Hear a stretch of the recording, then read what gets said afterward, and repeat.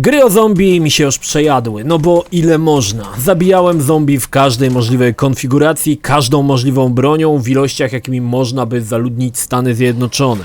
Nie jest tajemnicą, że po prostu mi się to znudziło. Zombie to najprostsza forma przeciwnika. Wolno łazi, bełkocze, ginie po strzale w głowę. Klasyk. Były gry, które pod płaszczykiem zombie oferowały troszkę innego przeciwnika i robiły to wyśmienicie, na przykład The Last of Us. Można? Można. Całe szczęście najnowsza gra od Bend Studio Days Gone zalicza się do tych gier niezłych, gdzie przeciwnicy niby coś tam z zombie mają wspólnego, ale nie do końca. I dobrze. Zaliczam ją do tych tytułów zombie podobnych z tej wyższej półki. Posłuchajcie. Bend Studio to dość nieznane studio, choć stworzyli dość rozpoznawalną i kultową markę na pierwsze PlayStation Siphon Filter oraz wydali przenośne wersje Resistance i Uncharted. Także dokonania całkiem zacne. I napomknę, że na PSX, co prawda pod inną nazwą, stworzyli Babsy 3D. Ale niech was to nie martwi, było to dawno i nieprawda. Od tego czasu dużo się nauczyli i zaczęli robić naprawdę fajne gry. Nie to, że Babsy było grą złą, bo było mega bardzo okrutnie złą, ale wiadomo, każdy od czegoś zaczynał. W Days Gone wcielamy się w niejakiego Deacona. W zasadzie historia jest ciekawie skonstruowana. Nie znamy originu zarazy, jaka opanowała świat. Nie wiemy, co ją spowodowało. Jesteśmy wrzuceni w środek wydarzeń, jednak z czasem poprzez retrospekcję poznajemy przeszłość Deaka i jego relacji z dziewczyną Sarą i dowiemy się też więcej o epidemii. To fajne założenie. Nie wrzuca nam wszystkiego od razu na tacy, ale dawkuje informacje, przez co gra bardziej wciąga, bo chcemy historię zgłębić i dowiedzieć się, co właściwie się stało. Bohatera poznajemy, kiedy odprawia helikopterem swoją żonę, zostając na dachu z kumplem Buzerem. Akcja leci trochę w przód i obaj jako wytrawni harlejowcy podróżują po Oregonie, wykonując zlecenia, jak i oczywiście polując na zombie podobne maszkarony, tutaj zwane świrusami. Twórcy z Bend Studio są niewątpliwie dobrymi obserwatorami, bo zebrali różne fajne elementy z innych gier i wrzucili je do Days Gone. Grając miałem nieodparte wrażenie, że sporo zaczerpnięto z The Last of Us, serialu Walking Dead i nawet Wiedźmina. Jednak nie są to chaotycznie wrzucone elementy, ale spójnie wpisujące się w mechanikę gry. Days Gone to sandbox z całkiem sporą otwartą mapą. Możemy wybrać się w podróż w dowolnym kierunku, czy to na piechotę, czy na motorze i eksplorować. I tutaj miałem pierwszy zgrzyt. Świat wygląda wspaniale. Widać, że nie było tutaj sytuacji kopiuj wklej jak przy niektórych grach i każda miejscówka ma swój unikalny klimat. Opuszczone stacje, niedokończone budowy osiedli domków, porozrzucane samochody. Klimat jest mocny. Dodatkowo wszędzie pałętają się świrusy, jednak problem leży gdzie indziej. Tereny zachęcają do eksploracji. Widzisz dwupiętrowy duży budynek, chętnie do niego wparujesz i zobaczysz, co tam się dzieje. I niestety nic się nie dzieje. Większość miejscówek to wydmuszki. Ładnie wyglądają, zachęcają do przeszukania, ale w środku poza surowcami do craftingu, który w grze nie brakuje, nie ma nic. Zero jakiejś tajemnicy, która mogłaby czekać, pobocznych zadań, nic, zupełnie nic. To zmarnowanie ogromnego potencjału pieczołowicie zbudowanego świata. Jeśli miejscówka nie posiada misji fabularnej, to w zasadzie nic w niej nie ma i nie warto jej odwiedzać. Owszem, są zadania poboczne i to całkiem niezłe, choć niestety mocno powtarzalne, ale mimo to potrafią wrzucić spore ciśnienie i nerwowe sapanie. Na przykład na początku niszczenie gniazd świrusów, trochę jak w Wieśku, trzeba je po prostu spalić, ale powoduje to, że z gniazda wybiega kilku wściekłych delikwentów, którzy błyskawicznie dopadają naszego bohatera. Ich wrzaski alarmują wszystkich wokoło, więc czasami łatwo nagle zostać otoczonym przez hordę.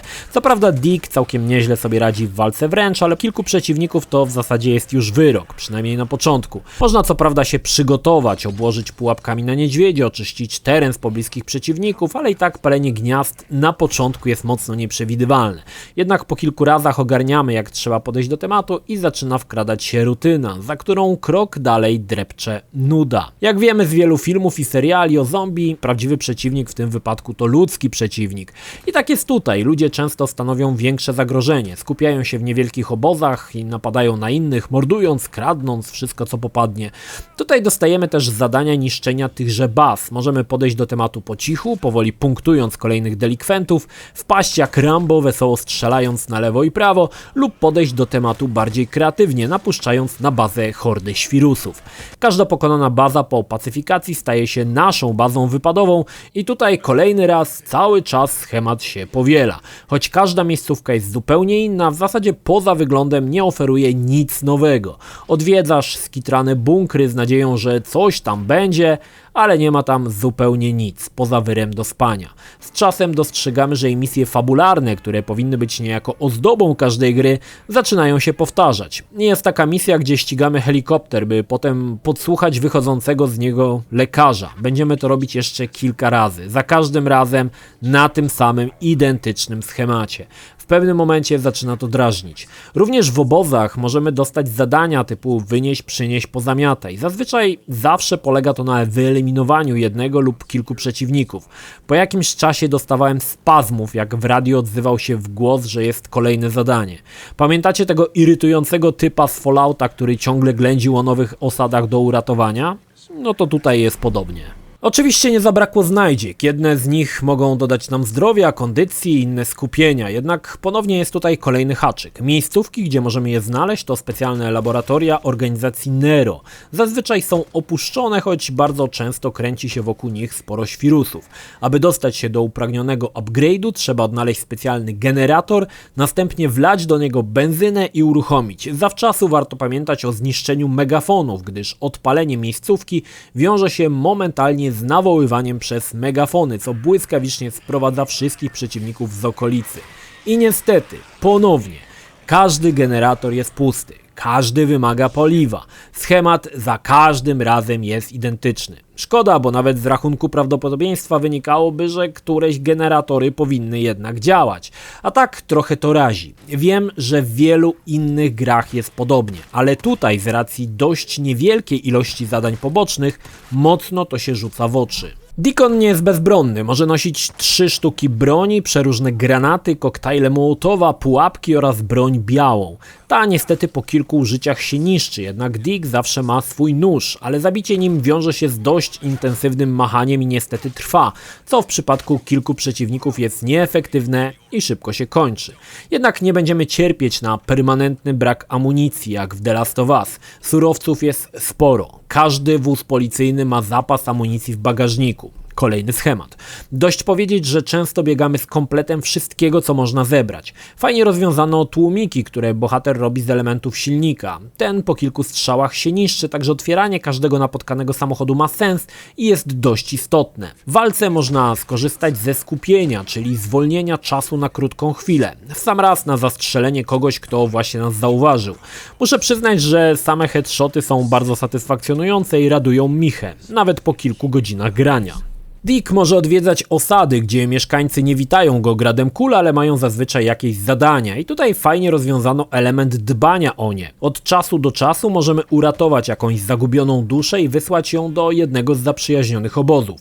W zależności gdzie go wyślemy, dostaniemy jakąś nagrodę i rośnie zaufanie obozu, a to przekłada się na lepsze rzeczy do kupienia w obozowym sklepiku. Możemy też do osady zanieść upolowane zwierzaki, jak i odcięte uszy każdego z przeciwników, które też są wymieniane na walutę.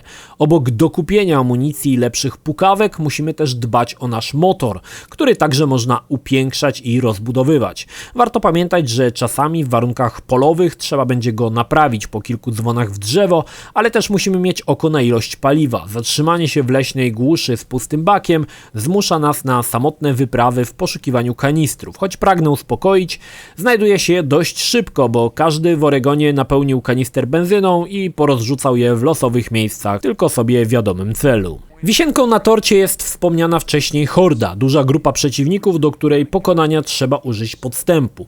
W zasadzie tutaj wymagane jest strategiczne myślenie, co mogliśmy zobaczyć we wcześniejszych zapowiedziach gry. Podpuszczenie ekipy pod wybuchającą cysternę z benzyną jest dobrym pomysłem, natomiast jeśli nasz plan spali na panewce, mamy tylko kilka sekund, aby się ulotnić, inaczej horda przetoczy się przez nas jak walec, nie dając najmniejszych szans na przeżycie. Pod kątem grafiki Days Gone wypada bardzo ładnie. Miejscówki Oregonu zachwycają przywiązaniem do detali. Opuszczone chatki w górach, senne miasteczka czy przydrożne bary. Wypada to świetnie, aż chciałbyś w tych pięknych okolicznościach przyrody posiedzieć z piwskiem i wtrąbić karkówkę z grilla albo stejka. Również zaskakuje miejscami ilość postaci na ekranie. Hordy liczą po kilkudziesięciu do kilkuset osobników i zobaczenie tego w ruchu robi spore wrażenie, szczególnie gdy zostaniemy zauważeni i przeciwnicy rzucają się na nas z dzikim wrzaskiem. Również postacie w cutscenkach wyglądają dobrze. Nie jest to najwyższa półka, ale nie razi i wypada bardzo w porządku. Natomiast poboczne postacie NPC z generycznych misji to drewno pierwszej klasy. Wyraźnie odznaczające się od postaci w cutscenkach. Ale do tego przyzwyczaiły nas już inne gry, więc nie ma co się tutaj nad tym pochylać. Bardzo ładnie wypada fizyka i wybuchy, szczególnie gdy dziesiątkujemy hordę. Eksplozje i wyrzucane w powietrze ciała, szczególnie jeśli w tym momencie zwolnimy czas, wyglądają niezwykle malowniczo. Problem mam trochę z główną postacią Deacona. Nie jest to źle napisana postać. Widać, że autorzy próbowali wykrzesać z niej trochę głębi. Jednak do emocjonalnej karuzeli, jaka towarzyszyła nam w The Last of Us, brakuje sporo. Niemniej, to co mi w nim przeszkadzało, to miejscami to, że bohater zachowuje się jak totalny psychopata. Szczególnie jak zobaczy jakiś obóz bandytów. Nienawistne teksty i wściekłe sapanie jakoś zupełnie nie pasuje do sympatycznej postawy Dicka, którą sprzedają nam cutscenki. There you go, that's perfect. And it doesn't smell very good. Okay, you Rivers, fuck with my friend, I will fucking kill every goddamn one of you. Również dramat postaci poprzez to, że pełną historię poznajemy w retrospekcjach, mocno się rozmywa.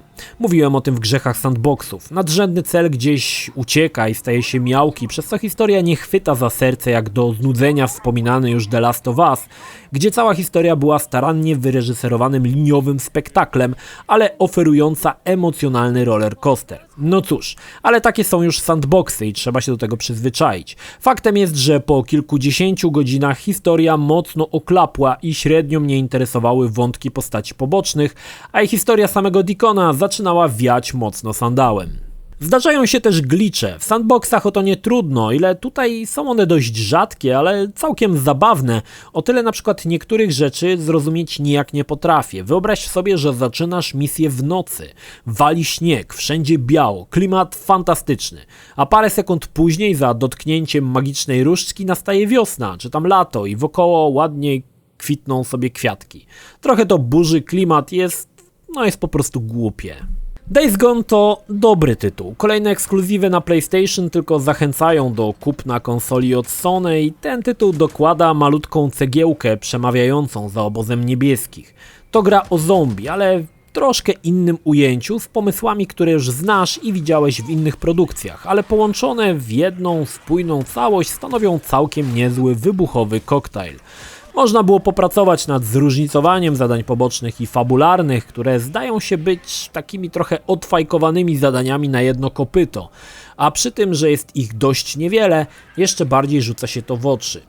Mogę polecić Days Gone. To dobra gra, ale niewybitna. Mistrzowskie miejscówki, walki z hordą, całkiem niezła historia, przemawiają mocno za produktem Bend Studio. Nie jest to jednak gra najwyższych lotów, do jakich przyzwyczaiło nas Sony, ale jeśli brakuje Ci takich gier o zombie, łykaj. Dużo godzin poprawnie zrealizowanej rozgrywki i coś mi się wydaje, że na tej jednej części saga się nie zakończy. Sony dorzuca do swojego wora kolejne IP, którego kolejna część najpewniej pojawi się na nadchodzącym PlayStation 5.